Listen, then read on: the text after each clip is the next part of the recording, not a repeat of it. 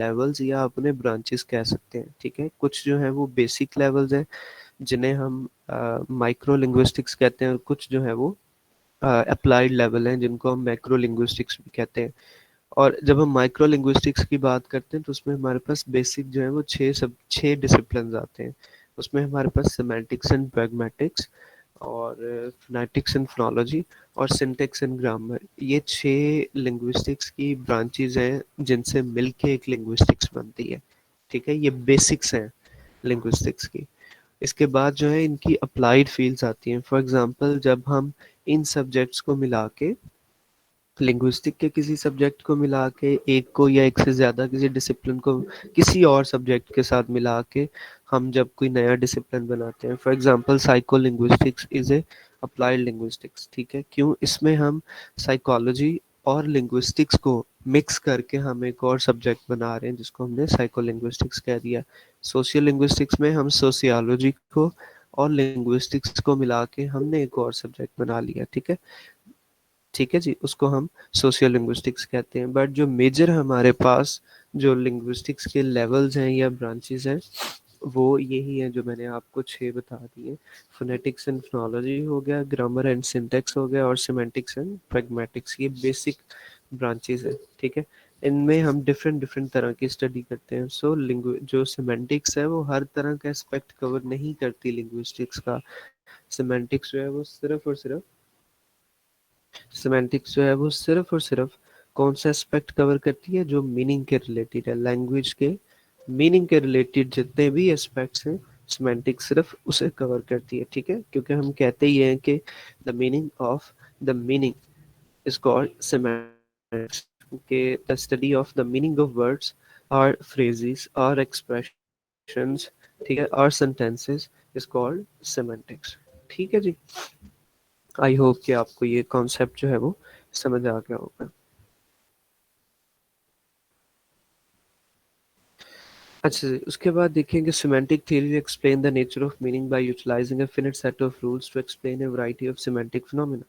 Generally अगर हम language की बात करें तो हमारे पास थोड़े से रूल होते हैं उसमें लैंग्वेज में, ठीक है। जैसे अगर आप ग्रामर की स्टडी करते हैं तो we have only a finite number of grammatic rules. For example आपको पता है कि जी नाउन कहाँ पे लगाना है, वर्ब कहाँ पे लगाना है, सेंटेंस को जो है वो प्रपोजिशनल फ्रेज से स्टार्ट नहीं करना, सॉरी प्रपोजिशनल फ्रेज पे सेंटेंस को एंड नहीं करना, ठीक है। अच्छा ये कह रहे हैं जी sir record the lecture, okay. कहाँ पे ये ऑप्शन होता है? मैंने कभी वैसे रिकॉर्ड किया नहीं है लेक्चर्स को।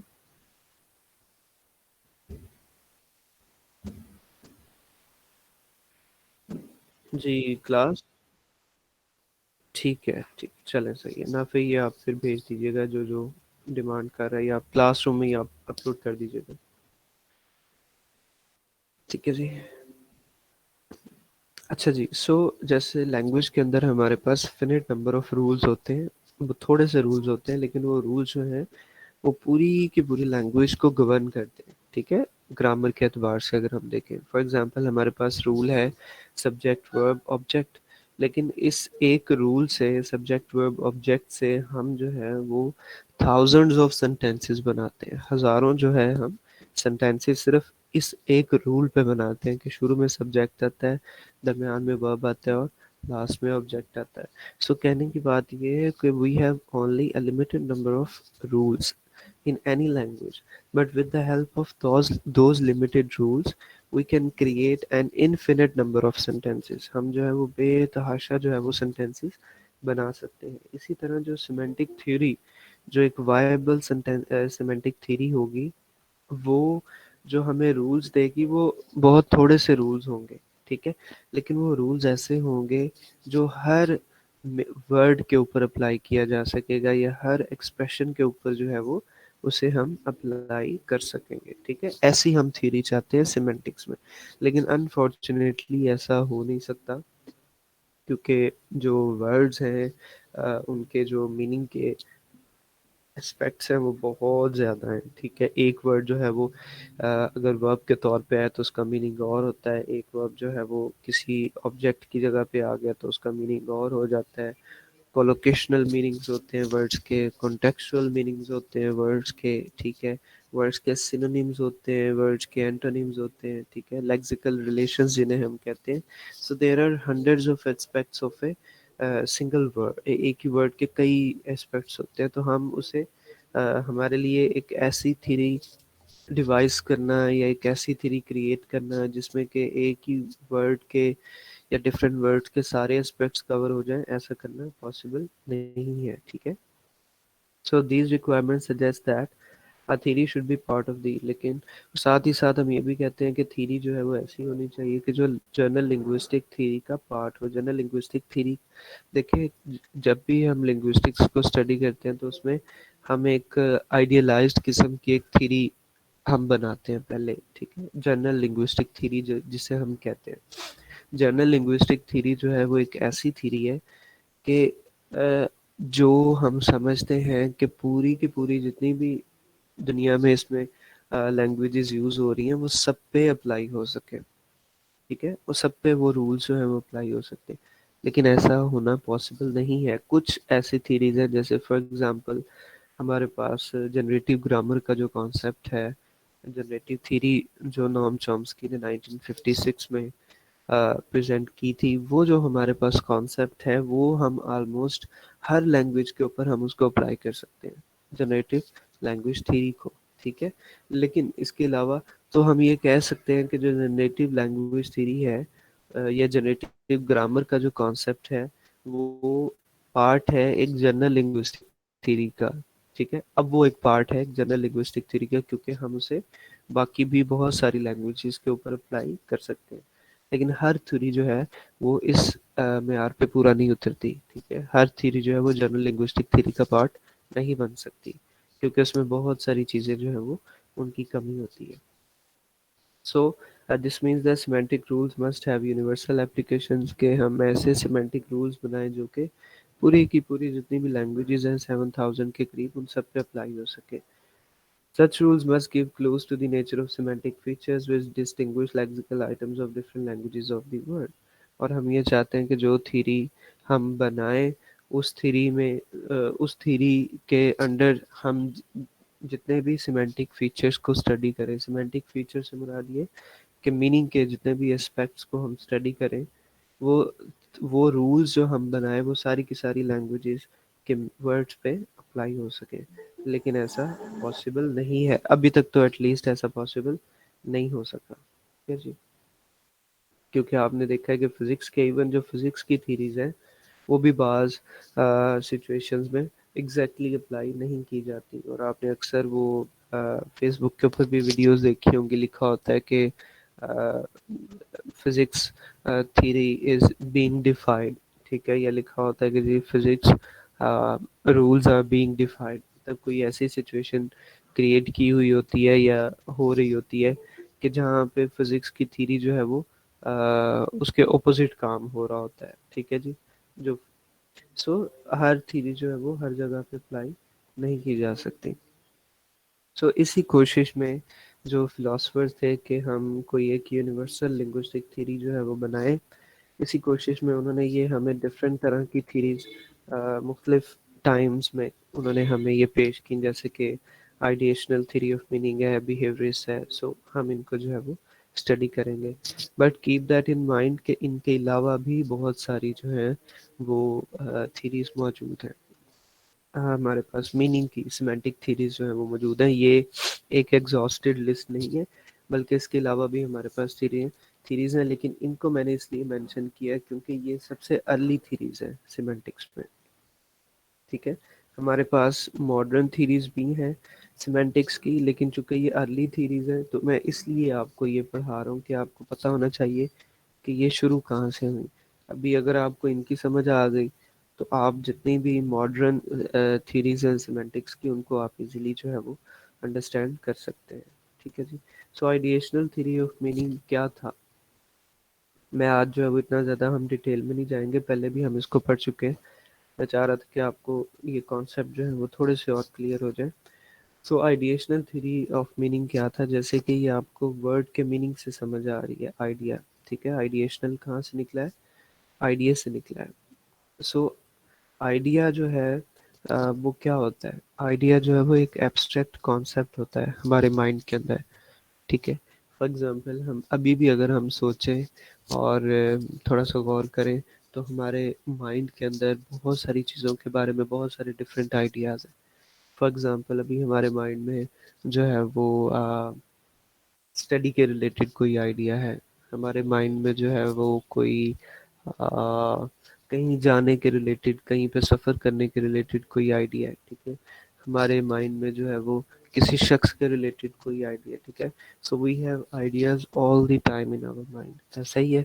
सो तो आइडिएशनल थ्योरी ऑफ मीनिंग क्या कहती है कि हमारे जो जो मीनिंग्स होते हैं वर्ड्स के, जो हम वर्ड्स प्रोनाउंस करते हैं, ये थ्योरी हमें ये कहती है कि जो वर्ड्स या एक्सप्रेशंस हम प्रोड्यूस करते हैं, ठीक है, जैसे मैं अभी बोल रहा हूँ, so I am producing different types of words and expressions. कभी मैं कोई वर्ड बोलता हूँ और कभी जो है वो मैं कोई पूरा पूरा एक सेंटेंस या एक एक्सप्रेशन बोलता हूँ, ठीक है?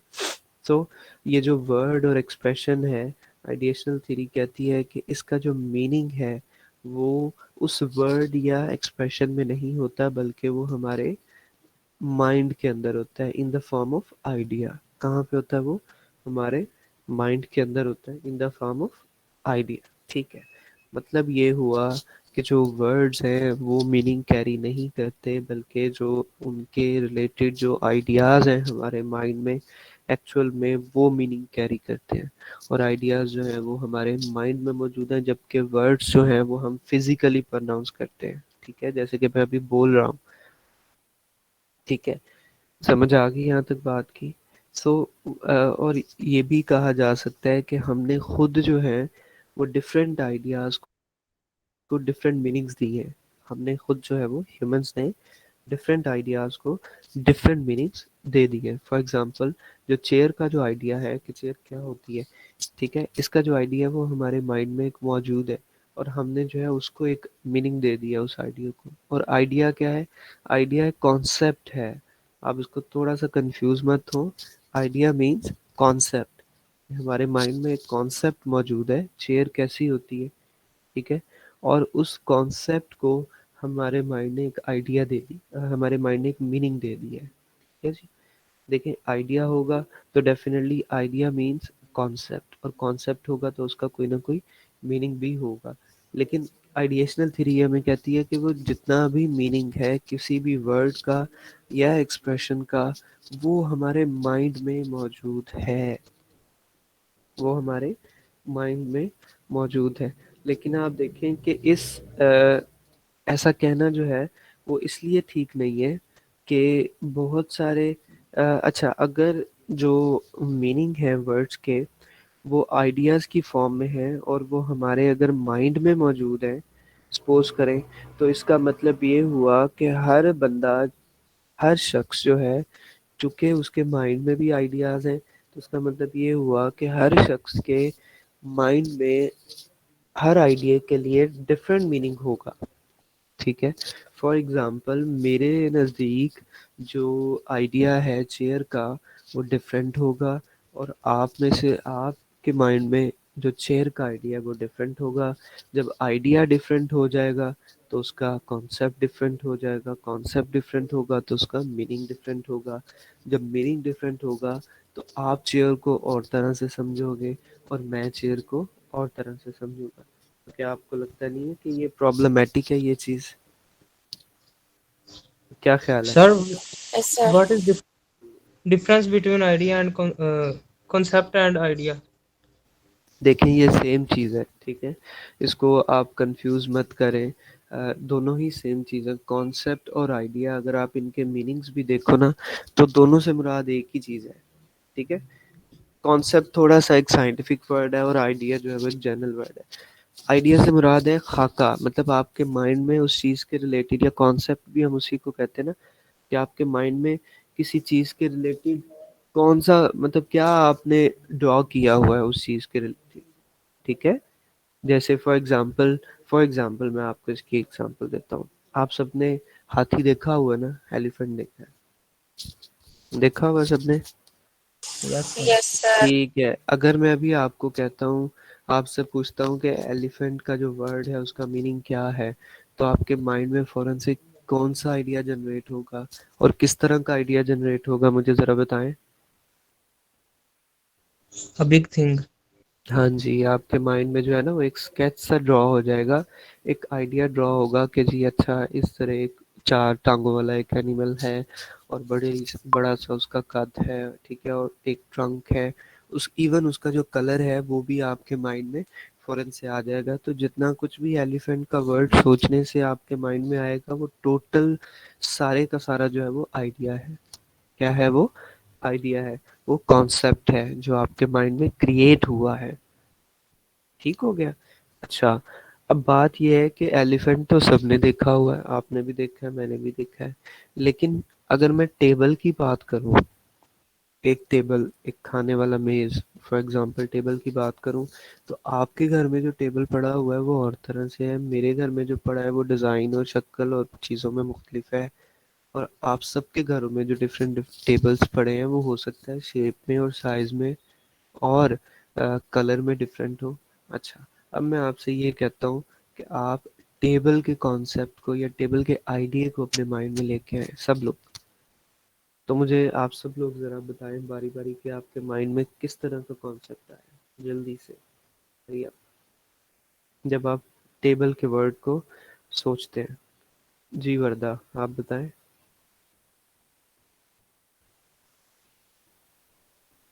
Sir, a wooden piece of rectangular having four legs. ठीक है, कौन सा कलर आया आपके माइंड में? Wooden, color of wooden wood. Wooden wooden colour आ गया है। जी नाफे, आपके माइंड में किस तरह की टेबल का कॉन्सेप्ट? अच्छा, आपके माइंड में जो टेबल के कॉन्सेप्ट्स आए हैं, क्या ये वही कॉन्सेप्ट्स हैं जो आपके घरों में टेबल पड़े हुए हैं, उस तरह के? एग्जैक्टली exactly, ठीक Yes, है। sir. तो एग्जैक्टली तो इसका मतलब ये हुआ कि जो आइडियाज हमारे माइंड में आ रहे हैं रिलेटेड टू टेबल, वो सबके माइंड में डिफरेंट आ रहे हैं और मेरे माइंड में जो आ रहा है वो भी डिफरेंट आ रहा है। तो इसका मतलब ये हुआ, तो इस थ्योरी में प्रॉब्लम ये है। अच्छा, तो क्या जो जितने भी हम सब ने जितना भी टेबल के कॉन्सेप्ट सोचा है, ये आइडिया हमारे जो माइंड में जनरेट हुआ, क्या वो सेम है? क्या वो No, मीनिंग के sir. एतबार से सेम है? No, no, sir. नहीं, शाबाश, वो सेम नहीं है। सो ये फर्स्ट एंड फॉरमोस्ट प्रॉब्लम है इस थ्योरी का। ठीक है, ठीक है जी, ये फर्स्ट एंड फॉरमोस्ट प्रॉब्लम है इस थ्योरी का, आइडिएशनल थ्योरी ऑफ मीनिंग का, कि हमारे माइंड में आइडियाज कॉन्सेप्ट्स मौजूद हैं और हम उनको मीनिंग देते हैं according to our own perception. हम अपनी परसेप्शन और अपनी जो है वो विजुअल एक्सपीरियंस की बेस पे हम उन आइडियाज को मीनिंग देते हैं। ठीक है, अब अब अगर जो है वो एक नाबीना शख्स हो और उसको हम पूछे, उससे जो है वो टेबल के बारे में पूछा जाए, तो वो भी उसके माइंड में भी जो आइडिया जनरेट होगा वो भी उसी तरह का एक सिमिलर आइडिया होगा कि वो एक नाबीना शख्स जो है वो तो एक अपनी सेंस ऑफ टच के जरिए टेबल के कॉन्सेप्ट को या आइडिया को समझेगा ना। ठीक है, okay. Saira Hussain ji, sir if it's all about concept idea in our mind then what about the real object? Saira, यहाँ पे इस थ्योरी में हम रियल ऑब्जेक्ट की बात नहीं कर रहे, ठीक है। इस थ्योरी में हम करेंगे आगे जाके, लेकिन अभी हम स्पेसिफिकली इस आइडिएशनल थ्योरी को डिस्कस करें। इसमें जो है वो हम रियल ऑब्जेक्ट्स को कंसीडर नहीं करते, इसमें हम सिर्फ और सिर्फ आइडिया को कंसीडर करते हैं और ये कहते हैं कि जो मीनिंग है वो आइडियाज जनरेट करते हैं। ठीक है जी, ये जो मीनिंग्स होते हैं वो कौन जनरेट करते हैं? आइडियाज जनरेट करते हैं।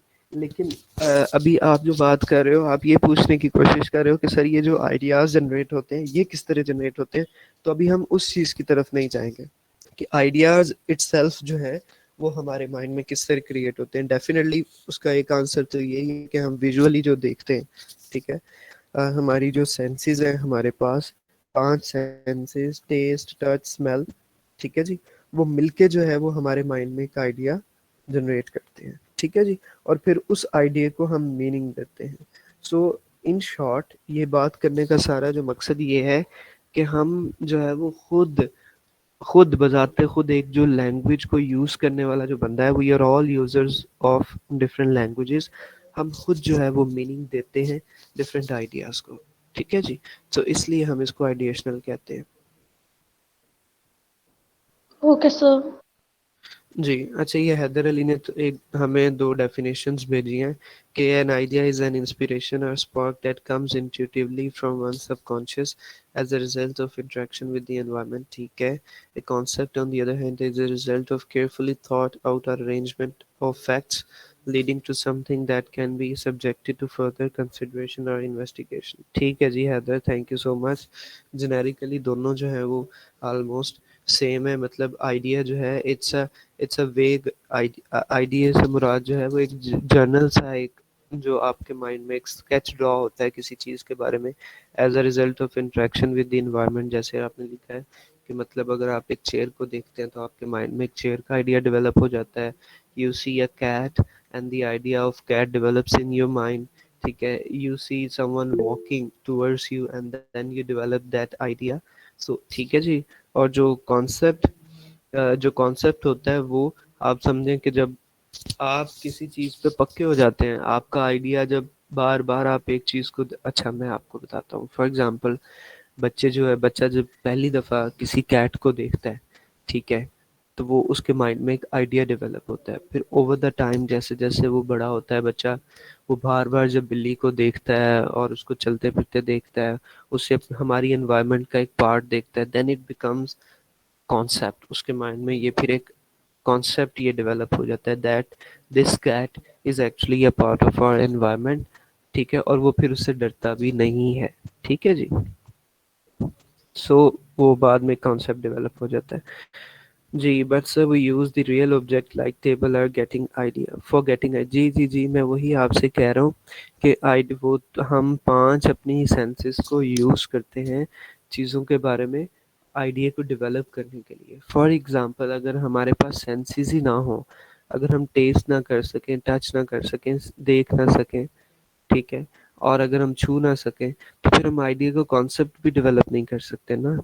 ठीक है। सो हम अपनी इन सेंसेस के ज़रिए आइडिया डेवलप करते हैं और फिर उस आइडिया को खुद मीनिंग देते हैं। यहाँ पे हमारे जो sir isn't it the first step towards having a meaning, exactly ये हमारा फर्स्ट स्टेप होता है जब हम आइडिया डेवलप करते हैं, आप कह सकते हैं। लेकिन इस थ्योरी के तहत जो बाकी थ्योरीज हैं वो इससे ऑपोजिट है। ये थ्योरी हमें यही कहती है कि हम आइडिया इस तरह डेवलप करते हैं। ठीक है। मीनिंग का हम मीनिंग इस तरह डेवलप करते हैं।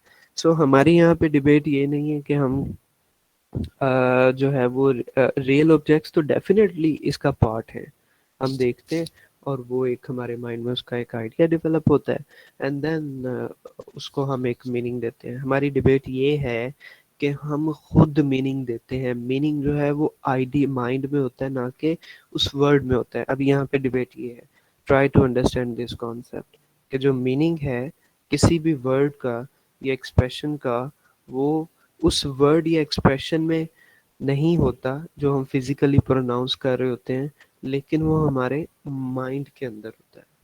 ठीक है जी। वो हमारे माइंड के अंदर एब्स्ट्रैक्ट तौर पे मौजूद होता है। एब्स्ट्रैक्ट तौर पे मतलब एक कॉन्सेप्ट के तौर पे या आइडिया के तौर पे मौजूद होता है। ठीक हो गया। ओके। Excuse me sir. जी जी। सर हम अपनी सेंसेस से आइडिया जो होता है हमारे माइंड में आता है, देन हम उसको यूज करके किसी भी चीज को कोई मीनिंग देते हैं। तो इस थ्योरी के अकॉर्डिंग हमने मीनिंग तक ही मतलब खुद को रिस्ट्रिक्ट करना है, या हम उसको अपने अकॉर्डिंग कोई नेम वगैरह भी दे सकते हैं उस चीज को? लाइक हम हम देखते हैं। डिफरेंट नेम्स होते हैं चीजों के। हम्म, हम्म। जी जी, हम देते हैं, बिल्कुल ऐसे ही है कि देखिए एक चीज होती है नेम देना किसी चीज को, ये भी थोड़ा सा फर्क कर लें। किसी चीज को नेम देना इज समथिंग एल्स, लेकिन उसके पीछे उसका मीनिंग क्या है, दैट इज समथिंग एल्स। ठीक है। जैसे फॉर एग्जांपल टेबल को हम सब लोग टेबल ही कहते हैं, आप भी टेबल कहते हो, मैं भी टेबल कहता हूँ सब। लेकिन टेबल के पीछे जो आइडिया है, और आइडिया से मुराद क्या है, जो मीनिंग है, वो हमारे सबके माइंड में 100% सेम नहीं है। सो नेमिंग इज समथिंग एल्स। ठीक है। और उसके पीछे जो मीनिंग है वो that is something else. Name तो हम सब लोगों ने एक ही रखा हुआ है, टेबल को हम सब टेबल ही कहते हैं। अगर हमने इसके जो नेम्स हैं वो भी अगर हमने डिफरेंट रखे होते तो इस वक्त दुनिया में लाखों नाम होते टेबल के, लेकिन ऐसा नहीं है। जेनेरिक नेम टेबल का टेबल है, but the idea behind table is different in every person's mind. ठीक हो गया? तो और वो माइंड में चूंकि मौजूद है तो वो एक एब्स्ट्रैक्ट आइडिया के तौर पे मौजूद है। अब एब्स्ट्रैक्ट आइडिया के तौर पे मौजूद है तो हम कभी भी नहीं कह सकते that two persons have the same idea और the same abstract concept of table in their minds. वो कभी भी सेम नहीं हो सकता, कभी भी सेम नहीं हो सकता, नेवर एवर। ठीक हो गया? ठीक है जी। अच्छा, ठीक है ना, फिर ये पहले एक एग्जाम, ये पहले बाकी कमेंट्स में So देख लूं why कि the sir. same object creates different ideas in our mind?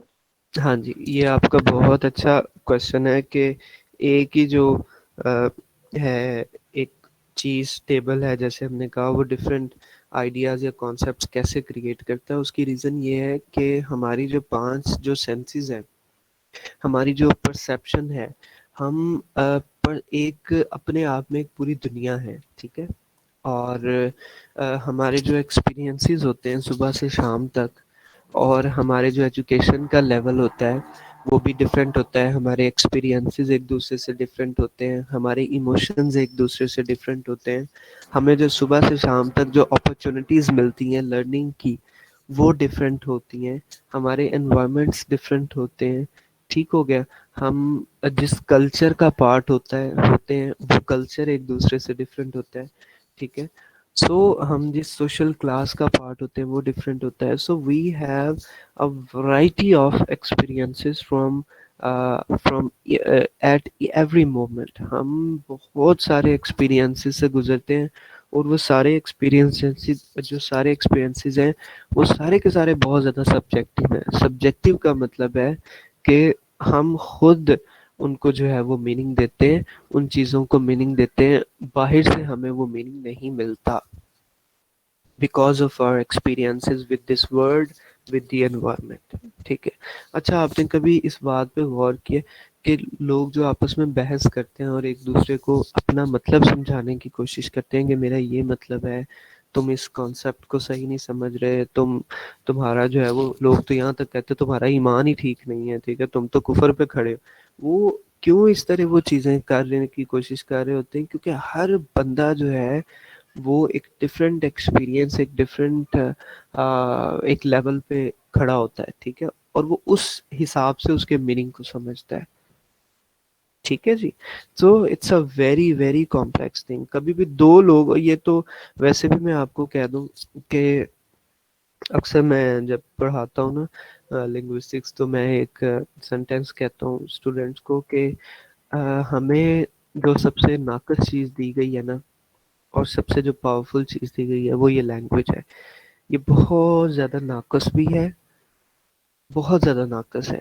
ठीक है? वो नाकस किस लिए है कि अजीब बात है कि मैं सारी ज़िंदगी भी अगर लगा दूँ, सारी ज़िंदगी भी अगर लगा दूँ, तो मैं अपने एक जो बात है मैं उसका 100% आपको मीनिंग नहीं समझा सकता।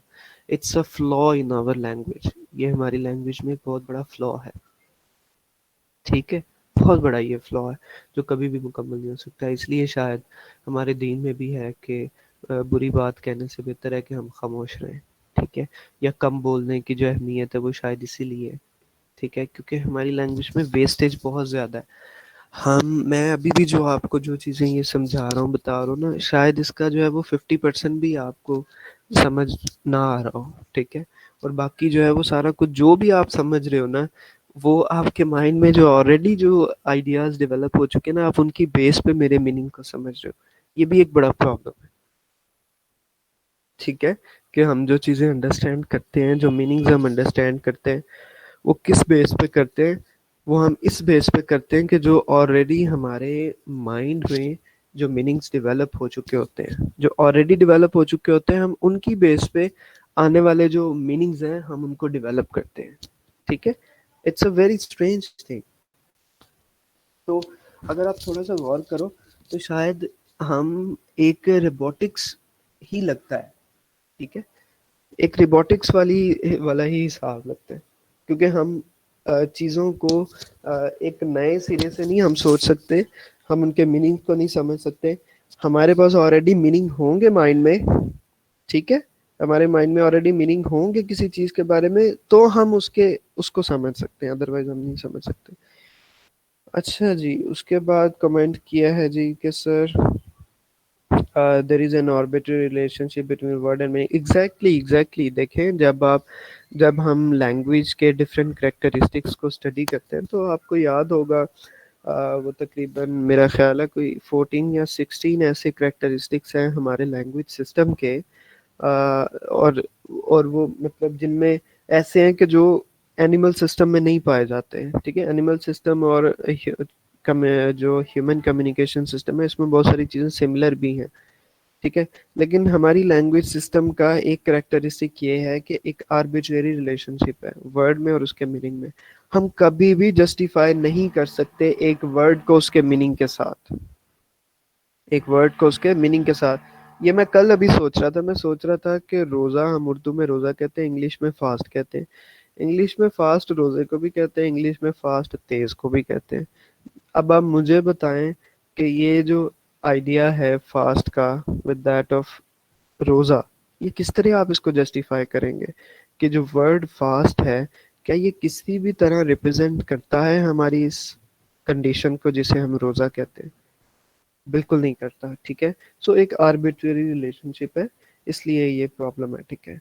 अच्छा जी, Mahnoor can you already know mental lexicon? जी जी, जो हमारी मेंटल वोकैबुलरी होती है वो, उसकी बेस पे ही हम आने वाले जो वर्ड्स हैं उनके मीनिंग को समझते हैं। जी नाफे, आप बताएं ज़रा। जी, प्रोडक्टिविटी भी एक करेक्टरिस्टिक है हमारी लैंग्वेज का, लैंग्वेज सिस्टम का।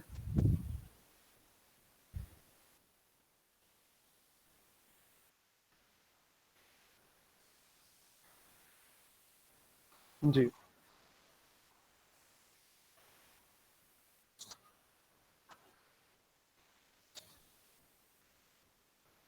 हम्म हम्म हम्म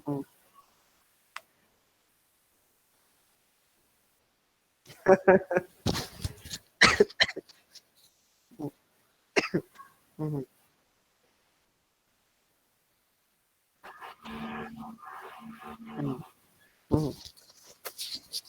हाँ, देखें, ये तो एक आर्टिफिशियल इंटेलिजेंस है ना, एक गूगल तो एक आर्टिफिशियल इंटेलिजेंस के तहत वो मीनिंग दे रहा है, और उसने जो आपको मीनिंग दिया है वो एक लिटरल मीनिंग दी है।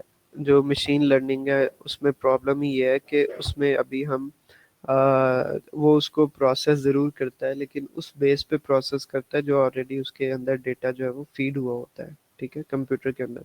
मतलब गूगल ट्रांसलेट को जो ऑलरेडी जो मीनिंग दिया हुआ है अकॉर्डिंग टू कोडिंग, जो कोडिंग उन्होंने की है उसकी बैक पे, उस सॉफ्टवेयर की, उसके तहत उसने मीनिंग देना ना, उसको मैनिपुलेट नहीं कर सकता, इसलिए ये प्रॉब्लम होता है। ठीक है, लेकिन हमारे ह्यूमंस में और मशीन्स में एक बेसिक जो डिफरेंस है वो यही है कि we can actually manipulate language, we can actually use language in a variety of veg.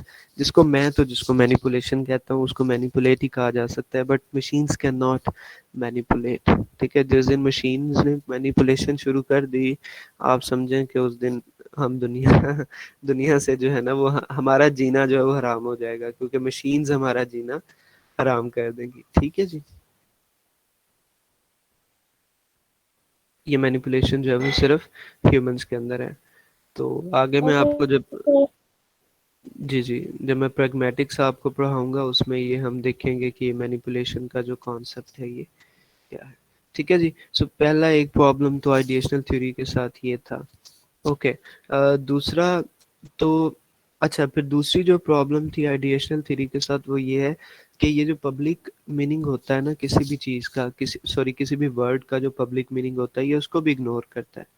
ठीक है, पब्लिक मीनिंग वो होता है कि जो सब लोगों में सेम होता है। पब्लिक मीनिंग वो होता है जो सब लोगों में सेम होता है, मतलब एक ही लैंग्वेज बोलने वाली जो पॉपुलेशन होगी, एक ही लैंग्वेज बोलने वाले जो लोग होंगे, उनमें जो पब्लिक मीनिंग होगा वो किसी किसी वर्ड का वो सेम होगा, तकरीबन सेम होगा।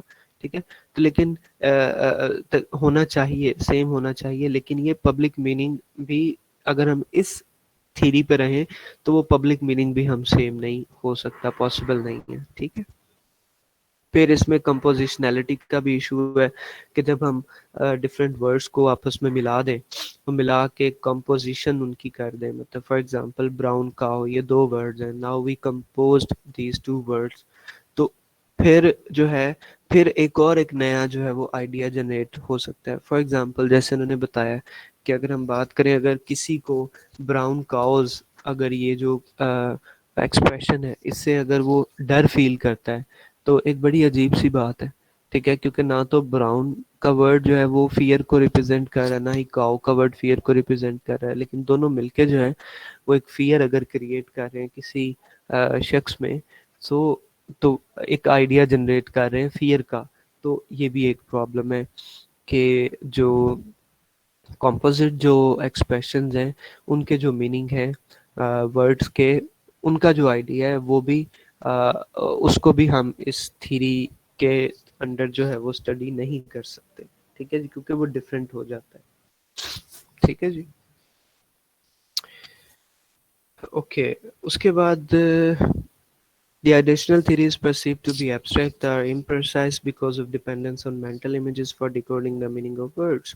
हाँ जी, ये mental images बनते हैं, mental images उन्हीं ideas को ही हम कहते हैं। जैसे elephant का जो idea आपके mind में आया था वो basically आपके mind में एक mental image बना था, ठीक है। तो उन mental images की base पे हम words के जो meaning है उनको हम interpret करते हैं। Second हमारे पास आ जाता है behaviorist theory of meaning।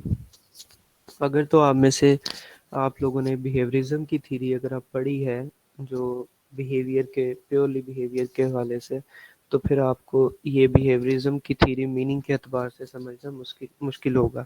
मैंने लास्ट टाइम भी आपको बताया था कि बिहेवियरिज्म ये होता है कि जब जो B.F. स्किनर और ये जो फिलोसफर थे, साइकोलॉजिस्ट थे B.F. स्किनर, ठीक है, इन्होंने ये प्रपोज किया था कि जो एक एक्सटर्नल जो स्टिमुलाई होता है हमारी एनवायरनमेंट में, वो हमें हेल्प कर, वो जो है वो हमारे अंदर एक ख़ास बिहेवियर को प्रोड्यूस करवाता है, ठीक है। फॉर एग्जांपल मैंने जैसे आपसे कहा था कि अगर गर्म चीज़ के ऊपर आपका हाथ लगेगा तो आप फ़ौरन से बैकअप कर जाओगे, ठीक है। ये जो इंस्टिंक्ट, ये जो स्टिमुलस आपको मिला गर्म चीज़ का, हीट का, और फिर आपने अपने हाथ को पीछे कर लिया, this is called stimulus response, ठीक है। स्टिमुलस मिला, आपने उस पर रिस्पॉन्स दिया, इसको हम बिहेवियरिज्म कहते हैं। एक तो ये बिहेवियरिज्म का एक तो ये सिंपल सी एक कंडीशन है ना, कंडीशनल रिस्पॉन्स, सॉरी इसे हम कंडीशनल रिस्पॉन्स कहते हैं, कि आपको एक स्टिमुलस मिला और आपने उस पर रिस्पॉन्स कर दिया। अब बिहेवियरिज्म ये है कि जब आप जब बार बार हाथ लगा रहे हो उस चीज़ पे, ठीक है, गर्म चीज़ पे, और अगर आप बार बार आप जो है वो हाथ को पीछे कर रहे हो, तो ये आपका रिस्पॉन्स जो है वो पक्का हो जाएगा, ठीक है। फिर आप कभी भी किसी भी चीज़ को, जब आप गर्म चीज़ को हाथ लगाएंगे तो आप उसको अपने हाथ को पीछे कर लेंगे। मतलब पहली दफ़ा अगर आपका तवे पे हाथ लगा है, आई एम श्योर बहुत सारों का लगा होगा, पहली दफ़ा जब तवे पे हाथ लगा होगा ना, तो सबने हाथ जो है वो पीछे कर लिया होगा। अब कहीं पे भी, किसी जगह में भी, किसी भी गर्म चीज़ पे जब हाथ लगेगा ना, you will put your hand of, ठीक है, आप जो अपना हाथ है वो पीछे कर लेंगे। तो क्या हुआ कि वो आपका एक जो बिहेवियर है वो सेट हो गया है, कंडीशनड हो गया है, ठीक है, आपका जो बिहेवियर है। सो इसी तरह जो ये B.F. स्किनर है और ये जो साइंटिस्ट हैं, ठीक है जी, साइकोलॉजिस्ट हैं, ये भी यही कहते हैं कि हमारे जो बिहेवियर्स हैं वो इस तरह सेट हुए हैं, हमारी एनवायरनमेंट जो है, हमारे जो एक्सपीरियंसेस हैं वो हमें हेल्प करते हैं चीज़ों के मीनिंग को अंडरस्टैंड करने में, ठीक है जी। सो B.F. स्किनर क्या कहते हैं जी कि the meaning of an expression as uttered on a particular occasion is either the behavioral stimulus that produces the utterance or the behavioral response that the utterance produce or a combination of both। अच्छा, थोड़ा सा ना आप इस पे गौर कीजिएगा, last time मुझे था कि ये आपको प्रॉपरली समझ नहीं आई, ठीक है जी। अच्छा देखें, ये स्टिमुलस मैंने लिख दिया, स्टिमुलस से मुराद क्या है कि जो ऑब्जेक्ट है जो हमें नज़र आ रहा है, ठीक है, ऑब्जेक्ट जो हमें नज़र आ रहा है, और ये उसका जो रिस्पॉन्स, रिस्पॉन्स का मतलब क्या है कि हम या तो वर्ड कोई प्रोनाउंस करते हैं रिस्पॉन्स में या कोई सेंटेंस प्रोनाउंस करते हैं एक्सप्रेशन, ठीक है, एक ही बात है। सो ठीक है जी, तो बिहेवियरिज्म थ्योरी हमें ये कहती है कि जब हम किसी ऑब्जेक्ट को देखते हैं, ऑब्जेक्ट से मुराद सब कुछ है, ऑब्जेक्ट में हर चीज आ जाती है, ठीक है, शख्स भी आ जाता है, जगह भी आ जाती है, चीज भी आती है, ईच एंड एवरीथिंग ऑब्जेक्ट में आती है, जो हर वो चीज जिसे हम देख सकते हैं, छू सकते हैं, ठीक है, टच कर सकते हैं, स्मेल कर सकते हैं, वो ऑब्जेक्ट में आती है, ठीक है। सो बिहेवियर अकॉर्डिंग टू बिहेवियरिज्म, जब हम किसी ऑब्जेक्ट को देखते हैं या छूते हैं या ठीक है, या उसको हम सुनते हैं या टच कर या उसको जो है वो टेस्ट करते हैं, तो वो हमें एक स्टिमुलस देता है, और उस स्टिमुलस की वजह से हम कोई वर्ड जो है वो प्रोनाउंस करते हैं, ठीक है, या कोई एक्सप्रेशन प्रोनाउंस करते हैं। या इसके ऑपोजिट भी हो सकता है कि हम कोई वर्ड या जब हम या इसके ऑपोजिट भी हो सकता है कि हम जो है वो कोई वर्ड वगैरह प्रोनाउंस करते हैं पहले, और उसके बाद जो है हम उसको एसोसिएट करते हैं किसी ऑब्जेक्ट के साथ, ठीक है, समझ रहे हैं मेरी बात को। या वो यस ये सर। कहते हैं कि जो बिहेवियरिज्म थ्योरी ऑफ मीनिंग वो ये है कि इन ये दोनों चीजें ही आपस में होती रहती हैं, ठीक है, कभी कोई ऑब्जेक्ट हमें स्टिमुलस देता है तो हम उसके लिए कोई वर्ड प्रोनाउंस करते हैं, और कभी जो है वो हम वर्ड ऐसा बोल देते हैं जो हमें स्टिमुलस प्रोवाइड करता है और उससे हम एसोसिएट कर देते हैं किसी ऑब्जेक्ट के साथ। अच्छा, ये एक दिन का काम नहीं है, बिहेवियरिज्म थ्योरी हमें मीनिंग ये हमें बताती है कि ऐसा हम पहले करते रहे, इंसान जो है वो पहले ऐसा करते रहे, और वो डेवलप होता होता होता नाउ वी जब बचपन से लेके सॉरी बचपन से जब हम बड़े होते हैं तो हमें डिफरेंट स्टिमुलस मिलते हैं, और उन स्टिमुलस की वजह से हम बहुत सारे मीनिंग्स डेवलप करते हैं, और वो होते होते जब हम एडल्ट होते हैं तो वो डेवलप हो चुके होते हैं, ठीक है जी। So the meaning of for example fire का जो मीनिंग है, तो आपको एग्जांपल देते हैं कि अगर आप कहीं पे खड़े हैं और फायर का अगर आप वर्ड सुनते हैं, तो फायर का वर्ड सुनते ही आपके अंदर क्या होगा, आपने स्टिमुलस क्या है, आपको क्या मिला है, फायर जो वर्ड है, और उससे आपने रिस्पॉन्स क्या दिया, क्या वहां से भाग गए, ठीक है। तो आपको एक स्टिमुलस मिला, और इस स्टिमुलस की बेस पे आप वहां से कट लिए, ठीक है, आप वहां से भाग गए, आपने एक बिहेवियरल रिस्पॉन्स जो है वो आपने शो किया, ठीक है, समझ गए। लेकिन इस थ्योरी का प्रॉब्लम ये है कि फॉर एग्जांपल आप एक जगह पे खड़े हैं, ठीक है, और वहां पे एक फायरमैन भी खड़ा है, ठीक है, और एक ऐसा बंदा भी खड़ा है जिसको आग से डर नहीं लगता, और एक ऐसा बंदा भी खड़ा है जिसको आग से बहुत ज्यादा डर लगता है। तो अब जब कोई एक थर्ड पर्सन ये बोलेगा ना, फायर फायर का वर्ड बोलेगा, तो वो बंदा जिसको आग से डर लगता है उसका बिहेवियर क्या होगा, वो वहां से भाग जाएगा। वो बंदा जो फायर फाइटर होगा, जो आग बुझाने वाला होगा, वो फौरन से वो वहीं पे ही रुका रहेगा और आग को बुझाने की कोशिश करेगा, ठीक है।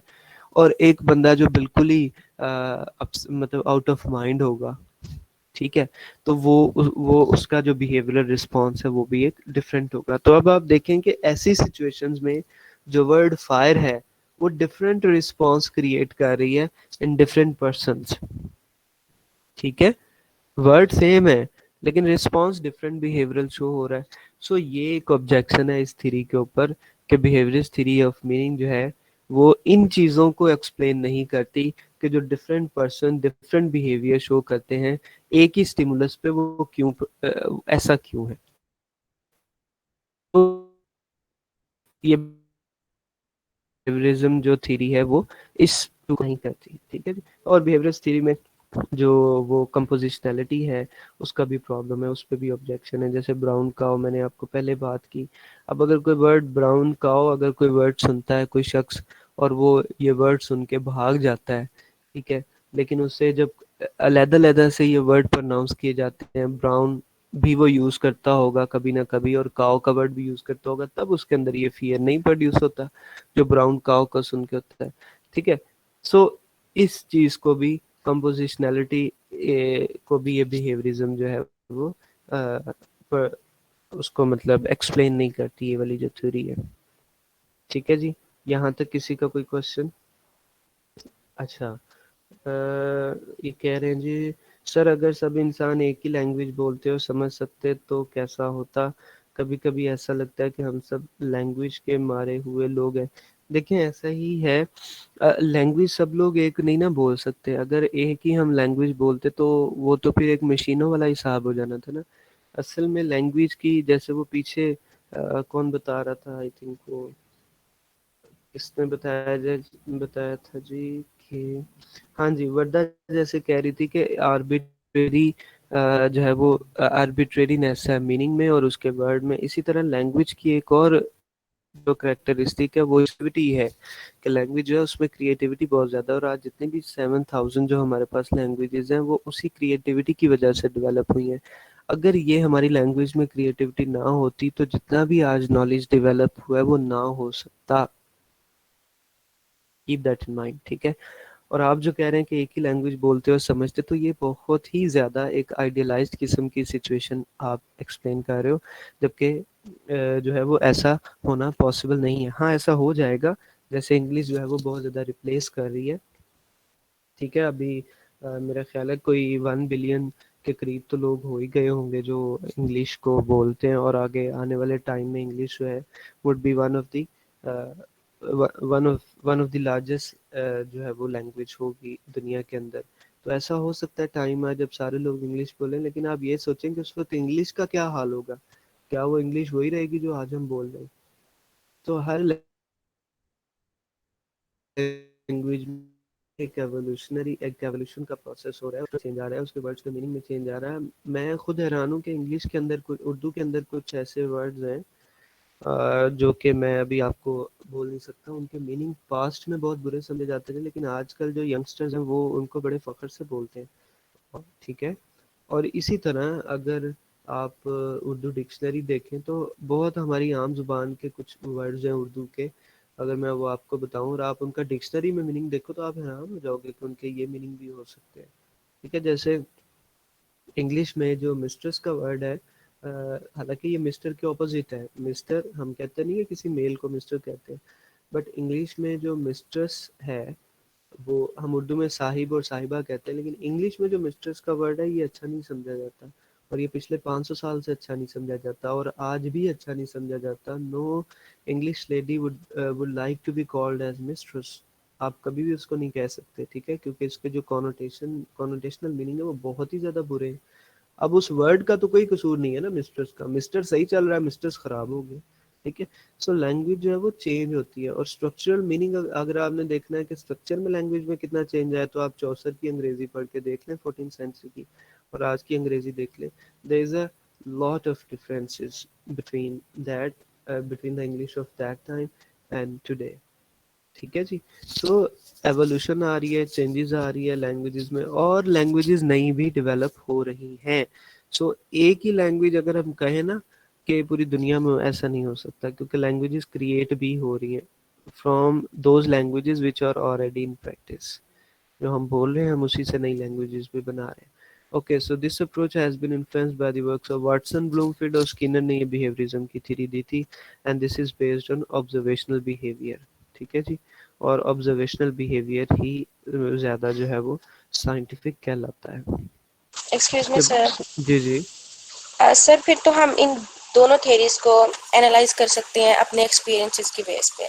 जैसे आपने कहा कि ब्रॉन कॉज जो है उसका ठीक है, उसने मतलब वर्ड सुना, स्टिमुलस प्रोड्यूस हुआ, लेकिन जो बेसिक चीज़ है उसका मतलब एक्सपीरियंस ही है ना, या उसकी कोई ऐसी हैपनिंग उसके साथ जुड़ी हो जो उसको मतलब फियर वगैरह का स्टिमुलस प्रोड्यूस करती हो उसके लिए। हम्म।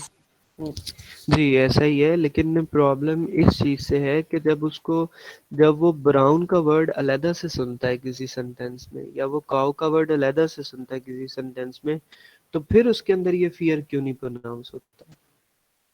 ठीक है, चलो ब्राउन काऊ जब वो सुनता है तो वो भाग जाता है, इस चीज को तो आप हम ये बिहेवियरिज्म समझ सकते हैं कि जी वो उसने एक खास स्टिमुलस प्रोड्यूस किया और उस स्टिमुलस की वजह से उसने ये बिहेवियर जो है अपना शो किया। लेकिन what about the individual words, जब हम ये बात करते हैं तो फिर अगर उसके अंदर वो फियर प्रोनाउंस नहीं होता तो फिर जो है हमें ये बिहेवियरिज्म की थ्योरी उसका आंसर नहीं देती, ना ही आइडिएशनल थ्योरी जो है हमें इस चीज़ का आंसर देती है। ठीक है, कि जब हम अलग-अलग से वर्ड बोलते हैं तो वो और आइडिया जनरेट होता है हमारे माइंड में। जब हम इकट्ठे वर्ड्स को मिला के एक कंपोजिशन बना के बोलते हैं फिर और आइडिया जनरेट होता है। ठीक है, और अगर हम तीसरा वर्ड और लगा के 3 वर्ड्स कोई फ्रेज बना लें तो वो एक डिफरेंट आइडिया जनरेट करते हैं। सो आइडिएशनल थ्योरी भी जो है वो भी इनसफिशिएंट है बहुत सारे केसेस में, और जो थी बिहेवियरिज्म की थ्योरी है वो भी इनसफिशिएंट है in many of the circumstances. ठीक है जी। उसके बाद रेफरेंशियल थ्योरी ऑफ मीनिंग है, इसको भी आप थोड़ा सा मेरा ख्याल है 1 घंटा हो गया हमें लेक्चर देते हुए। अब मैं थोड़ा सा इसको जल्दी जल्दी, मेरा ख्याल है कि आपके माइंड में बेसिक आइडियाज़ तो अल्हम्दुलिल्लाह डेवलप हो गए हैं कि आगे जब हम चीज़ें पढ़ेंगे तो आपको समझ आ जाएंगी। ठीक है, इंशाल्लाह सर। अच्छा जी, ठीक है जी। तो रेफरेंशियल थ्योरी क्या है, ये जैसे कि आपको वर्ड से समझ आ रही है रेफरेंस। ठीक है, कि हम हमारे पास जो एक वर्ड है या कोई एक्सप्रेशन जो है, हमने जो है वो उसका कोई ना कोई रेफरेंस ढूंढा हुआ है दुनिया में। क्या किया हुआ है हमने, जो फिजिकल वर्ड है उसमें हमने उसका कोई ना कोई रेफरेंस ढूंढा हुआ है। ठीक है, कि हमने हर वर्ड को या एक्सप्रेशन को एसोसिएट किया हुआ है विद डिफरेंट थिंग्स या विद डिफरेंट ऑब्जेक्ट्स। ठीक है, ये रेफरेंशियल थ्योरी है। फॉर एग्जांपल हमने जो है वो टेबल को रेफर कर दिया, या टेबल को हमने रेफर कर दिया एक टेबल के साथ जो कि हमने फिजिकली देखा हुआ है कि अच्छा यार ये टेबल है। हमने दरवाजे के वर्ड को रेफर कर दिया एक दरवाजे के साथ जो हमने देखा हुआ है, जो हमारे घरों में लगा हुआ है। हमने दीवार के वर्ड को रेफर कर दिया एक दीवार के साथ, ठीक है, जो हमने अपने घरों में या हर जगह पे जो मुख्तलिफ जगह पे हमने जो दीवारें देखी हुई हैं, हमने उसके साथ उसको क्या कर दिया, रेफर कर दिया है। ठीक है, सो रेफरेंशियल थ्योरी बड़ी आसान है समझनी, जैसे बहुत सिंपल सी है। हमने टमाटर को रेफर कर दिया, ठीक है, टमाटर के लफ्ज़ को हमने रेफर कर दिया उस लाल सी और गोल सी चीज़ के साथ जिसको हम टमाटर कहते हैं। ठीक है, अच्छा अगर फॉर एग्जांपल प्रॉब्लम फिर आ जाता है कि अगर हम बिल्कुल उसी तरह की एक आर्टिफिशियल चीज़ बना के ले आए, या उससे मिलती जुलती, टमाटर से मिलती जुलती अगर हम कोई चीज़ कोई ऑब्जेक्ट बना के ले आए, तो क्या हम फिर भी उसको टमाटर कहेंगे? ठीक है, फिर भी हम उसको टमाटर कहेंगे। तो यहाँ पे ये वाली थ्योरी जो है वो प्रॉब्लम क्रिएट कर देती है कि अगर कोई आर्टिफिशियल कोई बंदा अगर वो बना के ले आए टमाटर और उसको दिखाए ऐसे दूर से कि जी ये बताओ ये क्या चीज़ है, तो क्या वो उसको टमाटर ही कहेगा? उसको कहेगा तो टमाटर ही, क्योंकि वो रेफरेंशियल मीनिंग वही बना होगा। जैसे हम बच्चों को सिखाते हैं, आपने देखा है बच्चों को हम जो अनरियल ऑब्जेक्ट्स होते हैं हम या थिंग्स होती हैं, हम उनकी मदद से उनको सिखाते हैं। आप छोटी क्लासेस में जाओ बच्चों की, उनको वो ऑरेंजेस, एप्पल्स और ठीक है वाटरमेलन्स और ये चीज़ें रखी होती हैं क्लासरूम में उन्होंने उनको बताने के लिए, तो बच्चों को सिखाया जाता है। वो शायद ये रेफरेंशियल जो थ्योरी है इसकी बेस पे उनको मीनिंग सिखाए जाते हैं बच्चों को छोटी क्लासेस में, कि उन्हें हम रेफर करना सिखाते हैं कि बेटा ये वाला जो वर्ड है ये इस चीज़ को या इस ऑब्जेक्ट को रेफर कर रहा है, ये वाला वर्ड जो है वो फलां चीज़ को या फलां ऑब्जेक्ट को रेफर कर रहा है। ठीक है जी। So, according to a referential semantics, all that one learns when one learns the meaning of tomato is that it applies to tomatoes and to nothing else. हाँ जी, एक जो इसका जो रूल है रेफरेंशियल थ्योरी का वो ये कि जब हम किसी को सिखाते हैं ना या हम खुद सीखते हैं कि जी ये चीज ये वर्ड और ये रेफर करता है इस चीज़ को। फॉर एग्जांपल हम कहते हैं कि टमाटर का जो लफ्ज़ है वो टमाटर का जो ऑब्जेक्ट है उसको रेफर करता है, ठीक है, और उसके अलावा वो किसी और चीज़ को रेफर नहीं करता। रेफरेंशियल थ्योरी हमें ये कहती है। लेकिन प्रॉब्लम ही यहाँ पे आता है कि अगर उसी तरह की और भी चीज़ें हों तो हम क्या करेंगे? ठीक है, उसी तरह की अगर और भी चीज़ें हों और जिनका नाम मतलब एक ऑब्जेक्ट है जिसके दो नाम हो सकते हैं, सॉरी मतलब कि हमारे पास दो ऑब्जेक्ट्स हैं जो बिल्कुल सेम दिखते हैं, ठीक है, लेकिन अगर हमने हमारे पास माइंड में हमारे पास एक ही वर्ड है उन दोनों को रेफर करने के लिए, तो हमारा मीनिंग गलत हो गया। एक के लिए ठीक हो जाएगा और एक के लिए जो वो ठीक नहीं होगा। ठीक है जी। सो इसमें जो है वो ये प्रॉब्लम है रेफरेंशियल थ्योरी में। और इसमें एक और ऑब्जेक्शन ये है कि जी ये referential semantics would appear to be committed to the view that expressions such as unicorn, Santa Claus and Sherlock Holmes are meaningless. हाँ, एक और प्रॉब्लम रेफरेंशियल सिमेंटिक्स में ये है कि चूंकि ये उन ऑब्जेक्ट्स की तरफ रेफर करता है या उन चीज़ों की तरफ रेफर करता है जो वाकई ही रियल में इस दुनिया में मौजूद होती हैं, ठीक है, जिनकी कोई फिजिकल एग्जिस्टेंस होती है। और यही वजह है कि अच्छा, इसका मतलब ये हुआ कि वो सारे वर्ड्स जो फिजिकल चीज़ों को रेफर नहीं करते बल्कि उन चीज़ों को रेफर करते हैं जो कि हमारे सिर्फ माइंड में, फॉर एग्जांपल शैतान है, शैतान का जो कॉन्सेप्ट है, या जैसे ये यूनिकॉर्न है, ठीक है, उड़ने वाला जो एक घोड़ा या बीस्ट जो होता है, या सेंटा क्लॉज का या शेरलॉक होम्स। तो ये सारे वर्ड्स जिनका सिर्फ आइडिया हमारे माइंड में मौजूद है, जो एक्चुअल में फिजिकली एग्जिस्ट नहीं करते इस दुनिया में, तो ऐसे वर्ड्स के लिए जो रेफरेंशियल थ्योरी है वो मीनिंगलेस है, ठीक है। वो हमें कोई उसका जो है वो प्रॉपर हमें नहीं बताती कि हम ऐसे वर्ड्स के मीनिंग को रेफरेंशियल थ्योरी की मदद से किस तरह समझें, क्योंकि यूनिकॉर्न या सेंटा क्लॉज की अगर हम बात करें तो दुनिया में किसी ने भी सेंटा क्लॉज नहीं देखा, ठीक है, उसकी फिजिकल एग्जिस्टेंस नहीं है, तो इसलिए ये उनकी तरफ रेफर नहीं करती, ठीक है जी। और भी इसके जो है वो प्रॉब्लम्स हैं वो बाकी आप ऑब्जेक्शंस देख लीजिएगा, ठीक है जी। अच्छा, उसके बाद है जी नेक्स्ट हम थ्योरी देखते हैं, हाँ जी, possible word theory of meaning. उसके बाद चौथी हमारे पास थ्योरी है possible word theory of meaning. हाँ जी, अच्छा, ये थ्योरी हमें ये कहती है, इस सेंटेंस पे जरा आप गौर करें, ये मैं आपको थोड़ा बोल्ड करके दिखा देता हूँ। आप सब लोग बोर तो नहीं हो रहे?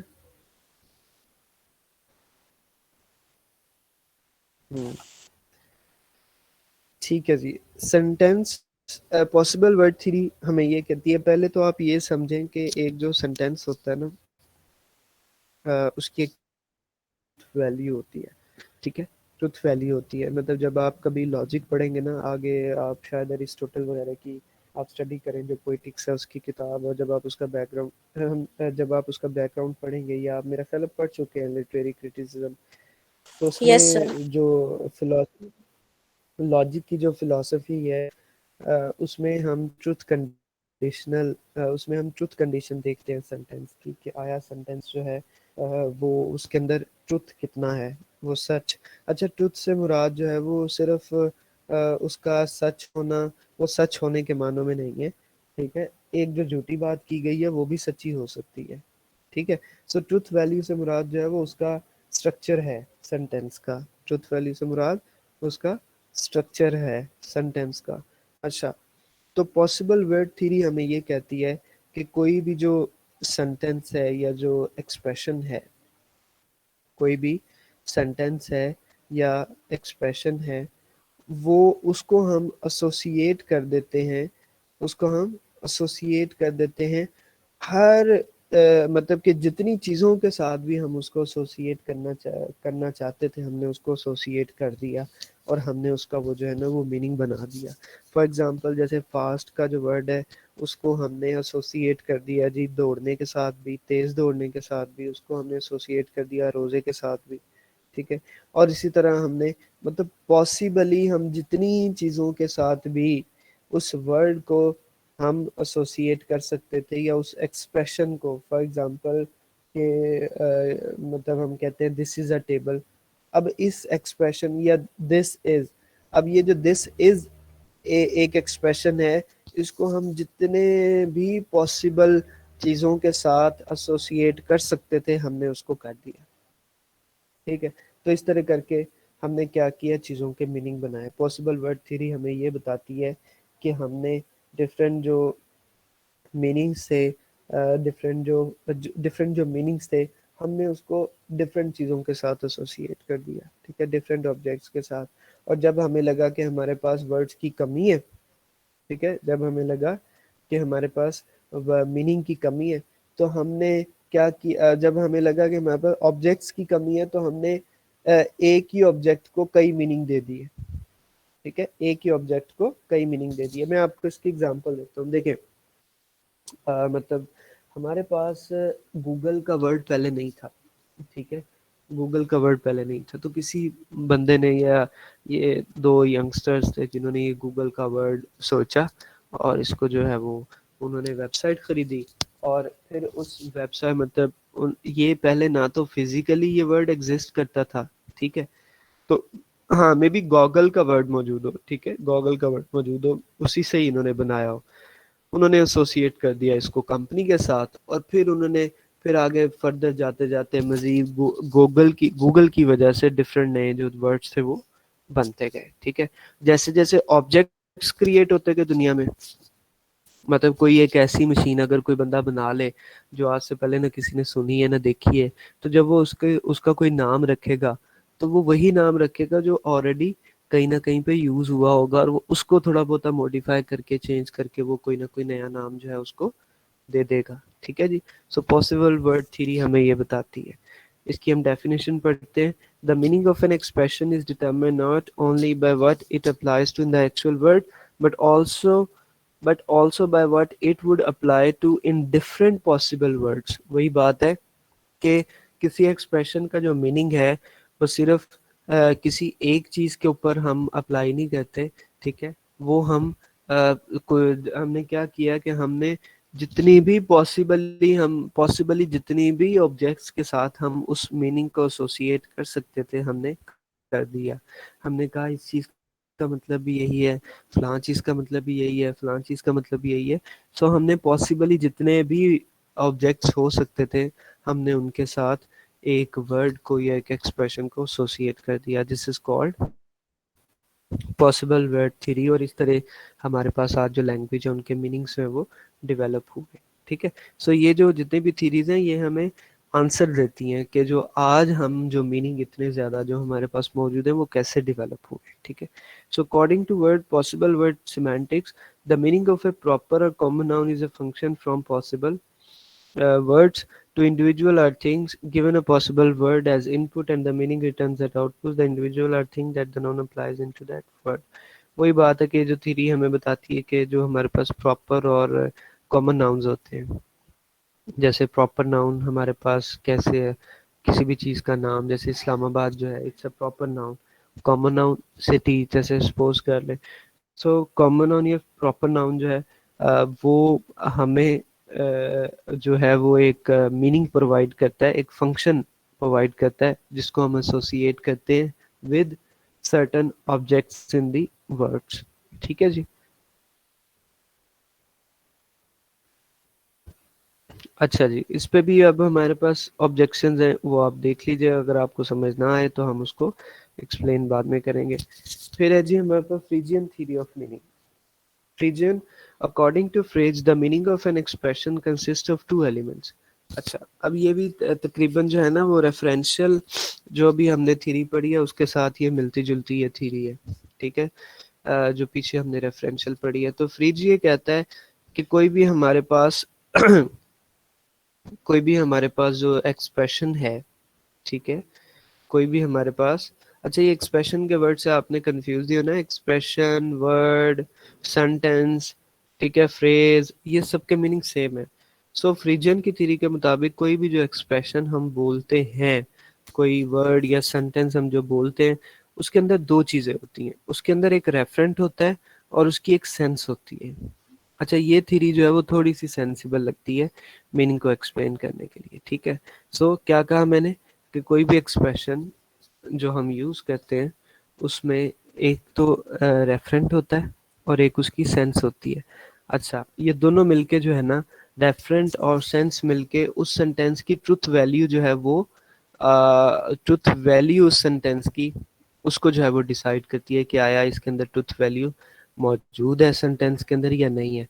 मतलब ट्रुथ वैल्यू से मुराद ये है कि क्या उस सेंटेंस को जो है वो एक्सेप्ट किया जा सकता है या नहीं एक्सेप्ट किया जा सकता, ठीक है जी।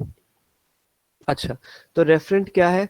रेफरेंट ये है कि वो ऑब्जेक्ट, रेफरेंट क्या है? वो ऑब्जेक्ट जो कि जिसकी तरफ वो एक्सप्रेशन जो है वो इशारा कर रहा है, ठीक है? रेफरेंट क्या है? वो ऑब्जेक्ट है जिसकी तरफ वो इशारा कर रहा है, और सेंस जो है वो उसका मीनिंग है सब्जेक्ट का। ठीक है।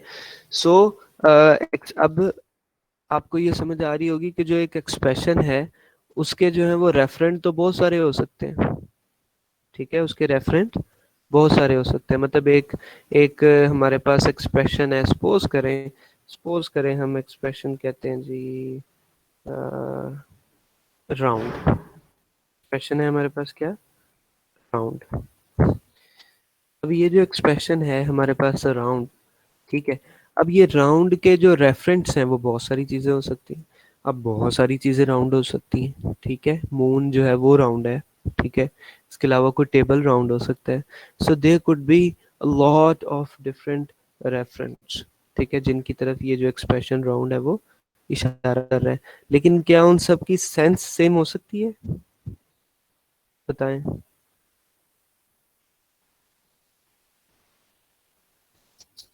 सब सो तो नहीं गए नो सर। जी? क्या मैंने आपसे कहा कि जो एक एक्सप्रेशन है जैसे कि राउंड है, ठीक है, क्या इसके रेफरेंट तो बहुत सारे हो सकते हैं, क्योंकि एक ही जो एक्सप्रेशन है राउंड वो डिफरेंट ऑब्जेक्ट्स की तरफ इशारा कर सकता है, सही है। लेकिन क्या उन सब के जो सेंस है वो सेम हो सकती है? मतलब चांद जो है वो एक गोल है, ठीक है, और एक टेबल जो है वो भी गोल है, ठीक है। ऑब्जेक्ट डिफरेंट आ गए, या एक जो कोई और एक कोई कोई और ऑब्जेक्ट जो हमारे घर में लगा हो उसकी भी जो है वो हम उसको भी गोल कह रहे हैं, ठीक जैसे है। बॉल। उस हाँ, उसको भी हम राउंड यूज कर रहे हैं जी, उसके लिए भी हम राउंड का वर्ड यूज कर रहे हैं। या एक सेमी सर्कल जो है उसको भी हम राउंड यूज कर रहे हैं। लेकिन क्या ये सारे ऑब्जेक्ट्स इन सब की सेंस सेम है, बताएं।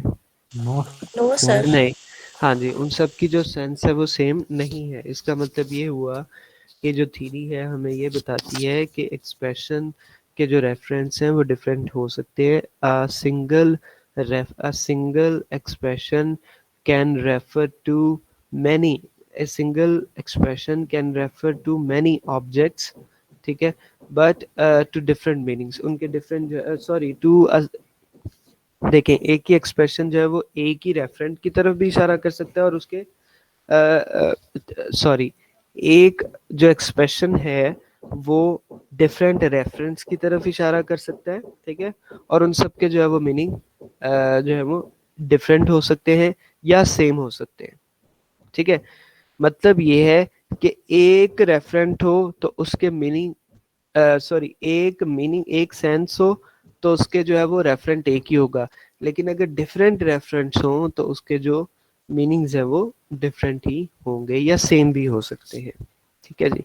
सो ये बेसिकली फ्रीजियन थ्योरी जो है वो हमें बता रही है। और जब ये रेफरेंट और सेंस दोनों को हम कंबाइन करें तो वो ट्रुथ वैल्यू बनेगी उस एक्सप्रेशन की, और उसकी बेस पे हम सेंटेंस को जो है वो समझेंगे, ठीक है जी। Truth value is determine not only by reference but also by sense, but the way in which it refers to that thing, although each sense determines a, ये देखें जो अभी मैं आपको बात कर रहा था कि each sense determines a single referent, each sense determines a single referent, a single referent may refer to many senses, कि जो एक रेफरेंट होता है उसकी बहुत सारी सेंसेस हो सकती है, लेकिन जो एक सेंस की अगर हम बात करें तो उसका रेफरेंट एक ही होगा।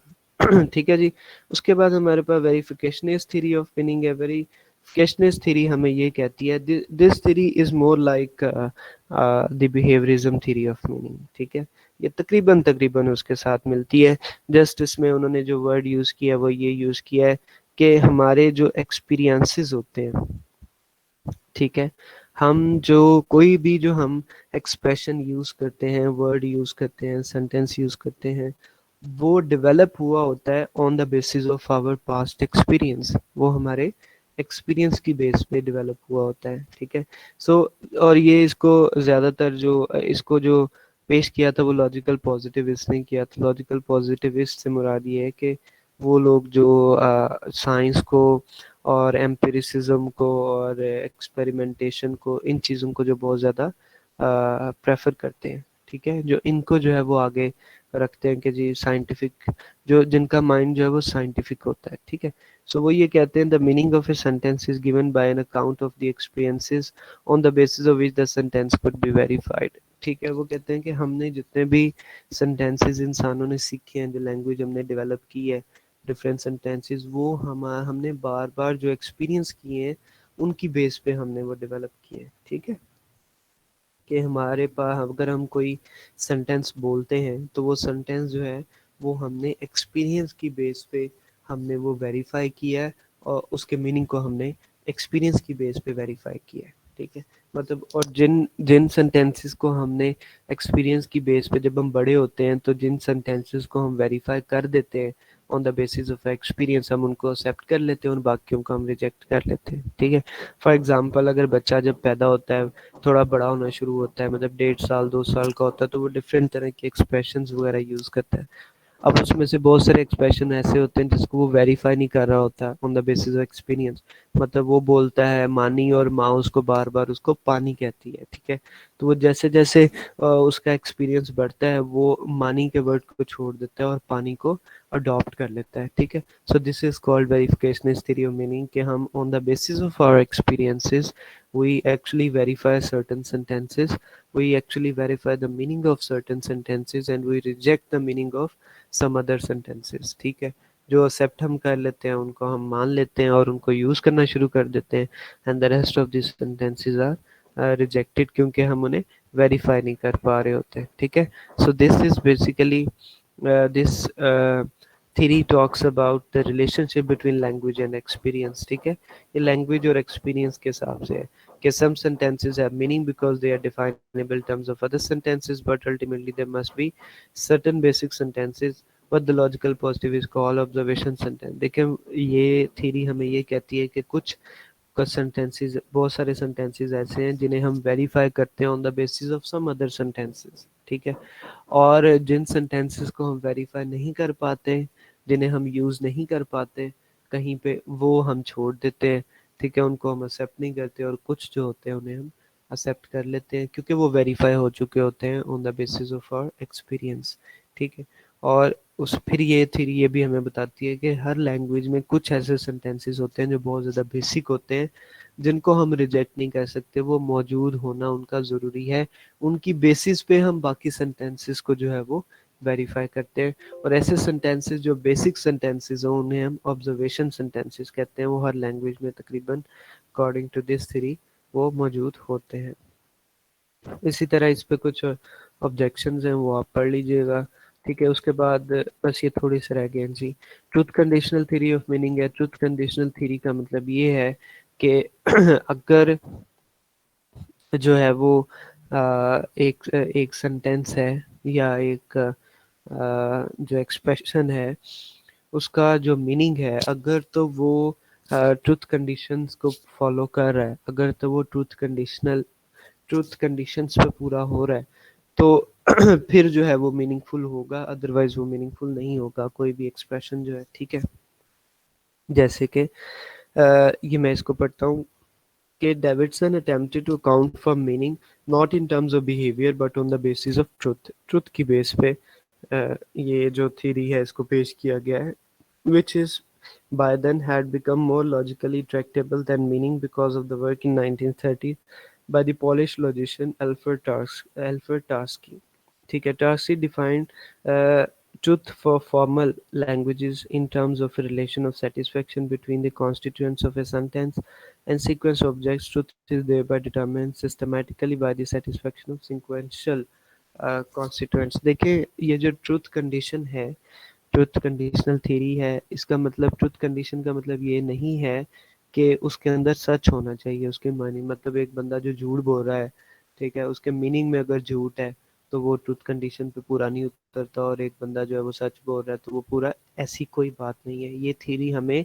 इस तरह, इसके ट्रुथ कंडीशन से मुराद ये है कि जो सीक्वेंस होगा हमारे वर्ड्स को जोड़ने का, ठीक है।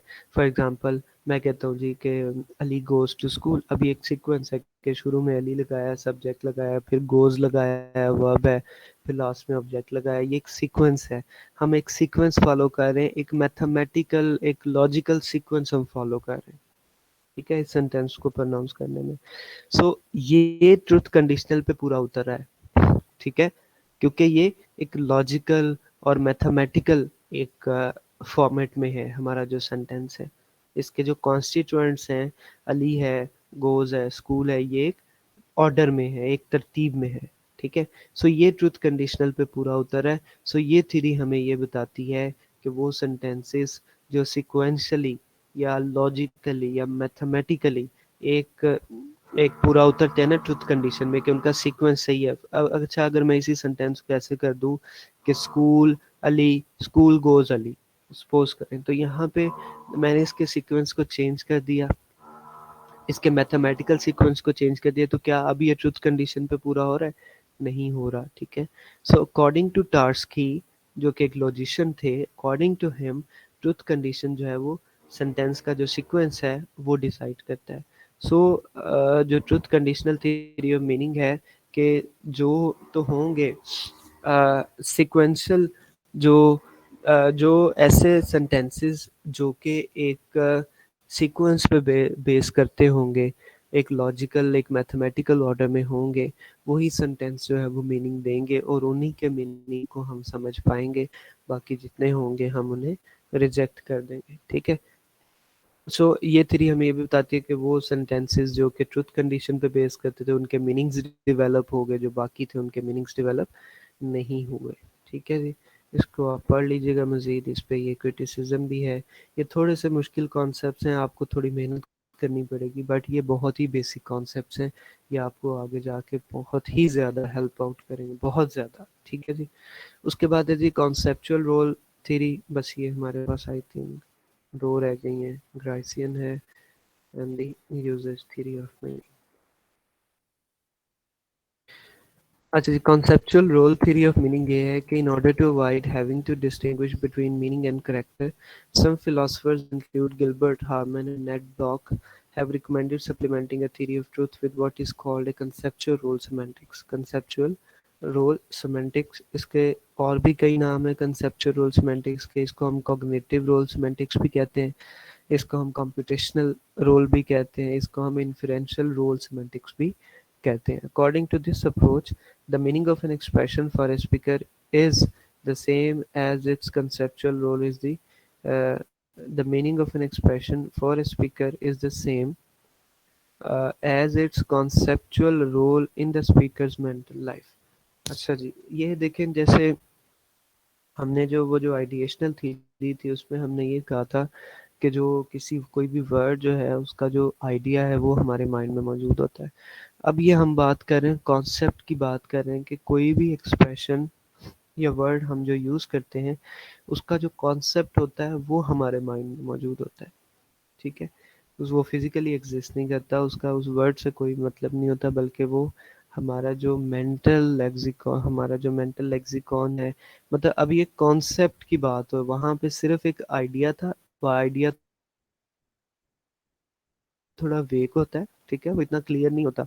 और कॉन्सेप्ट जो है it is more a concrete thing, ठीक है। वो जैसे वो अली हैदर ने हमें वो भेजा थी डेफिनेशन के, जो जो कॉन्सेप्ट होता है बेस करता है एक्सपीरियंसेस पे, ठीक है, और ये ज़्यादा जो है वो एक कह लें कि एक ज़्यादा कंक्रीट कॉन्सेप्ट है, ठीक है।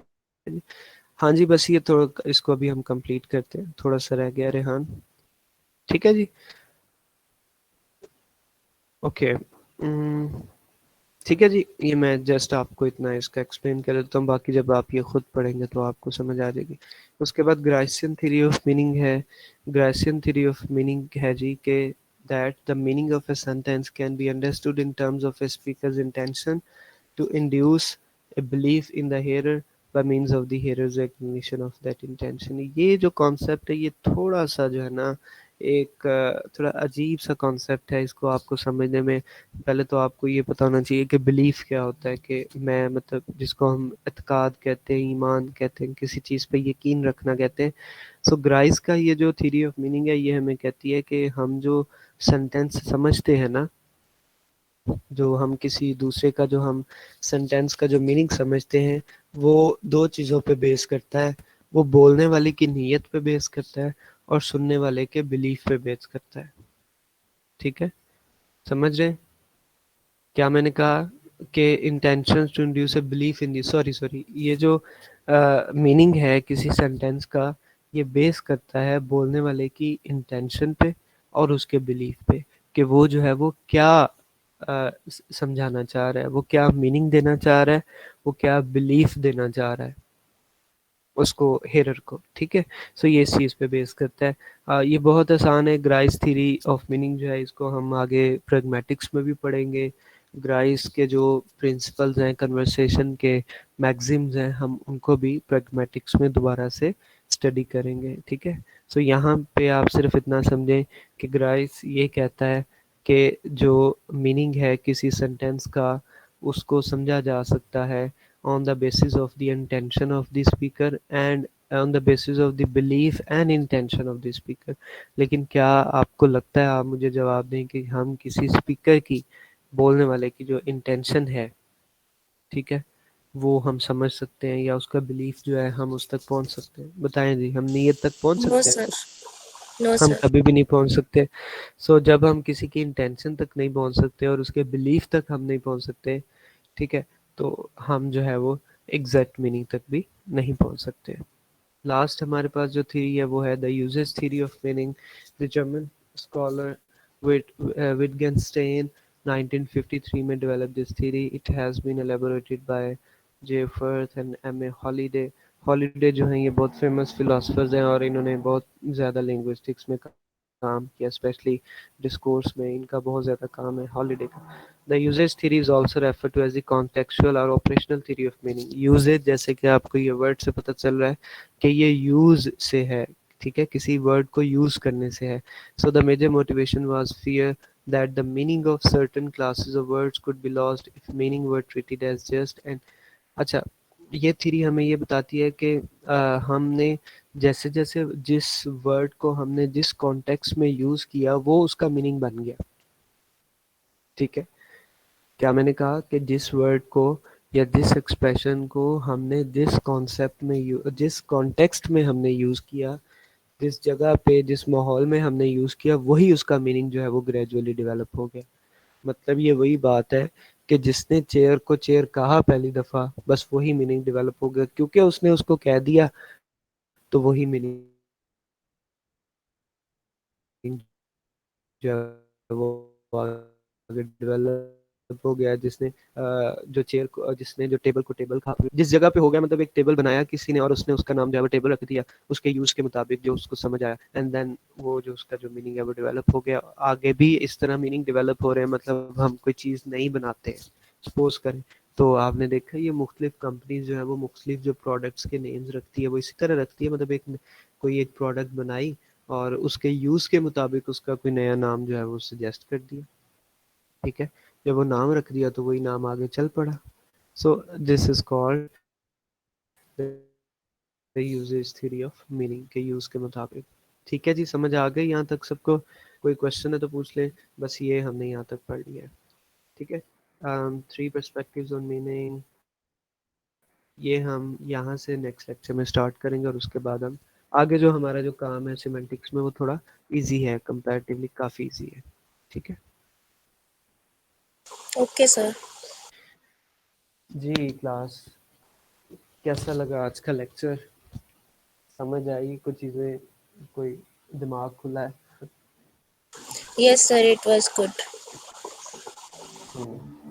चलेंगे। एक्चुअली ये जो सिर्फ ये जो सिलेबस वगैरह होता है ये हमें सिर्फ सिलेबस की हद तक नहीं होता, बल्कि ये रियल लाइफ में भी हमें बहुत सारा नॉलेज देता है और हमें हमें जो है वो फिलोसफर बनाता है। और सिमेंटिक्स तो फिर एक it's a purely philosophical subject. So I hope कि ये पढ़ने के बाद जो है ना वो बहुत सारी आपकी जो कंफ्यूजन है वो दूर होंगी, और स्पेशली प्रैग्मेटिक्स प्रैग्मेटिक्स पढ़ने के बाद तो आप सोच बोलने से पहले आप सोचा करोगे कि हम क्या कह रहे हैं। ठीक है, सो वो इतना जो है वो एक कॉन्शियस कर देती है अगर अच्छे तरीके से वो पढ़ाया और समझाया जाए। It's a wonderful subject pragmatics. ठीक है जी, नाफे या निम्रा आप में से कोई एक अटेंडेंस नोट कर ले और वो मुझे जो है वो सेंड कर दें। ठीक है, ओके सर। बाकी आप लोग जा सकते हैं। निम्रा या नाफे, आप में से कोई एक मुझे अटेंडेंस की फ़ाइल प्रिपेयर करके दे सकता है? मैं आप लोगों को एक वो भेजूँगा, परफॉर्मा एक भेजूँगा, ठीक है? आपने उसमें बच्चों के नाम लिख देने हैं और अब तक जितनी हमने क्लासेस ली हैं उसके ऊपर डेट डाल के नीचे उनकी प्रेज़ेंट की एब्सेंट लगा देनी है। मैं चाह रहा हूँ कि हम इसको एक फ़ाइल में लिखें। आप लोगों के पास है किसी के पास इस तरह नेम्स की कोई लिस्ट वगैरह बच्चों की? Yes, sir. We have already have. काफ़ी हैं। कोई Yes, अटेंडेंस शीट है आपके पास बनी बनाई ऑलरेडी? कोई बनी बनाई हो आप लोगों के पास? yes, sir. वो भी पड़ी हुई है. चलें, ज़बरदस्त। तो फिर सॉफ्ट में है?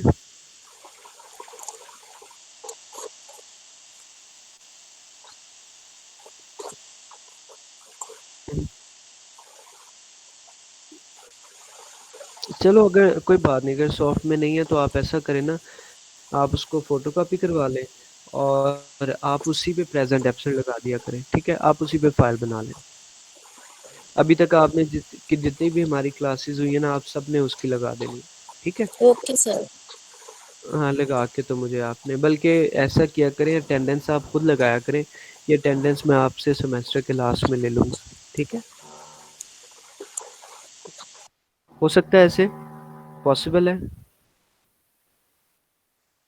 जी, ठीक है, मतलब नाफे आप ही अटेंडेंस लगा दिया करो और आप अटेंडेंस शीट जो है वो मेंटेन कर लें, ठीक है? मैं आपसे सेमेस्टर के लास्ट में ले लूँगा। ओके जी, थैंक यू सो मच। अपना ख्याल रखिएगा सब लोग। अल्लाह हाफ़िज़। Allah Hafiz. Love it.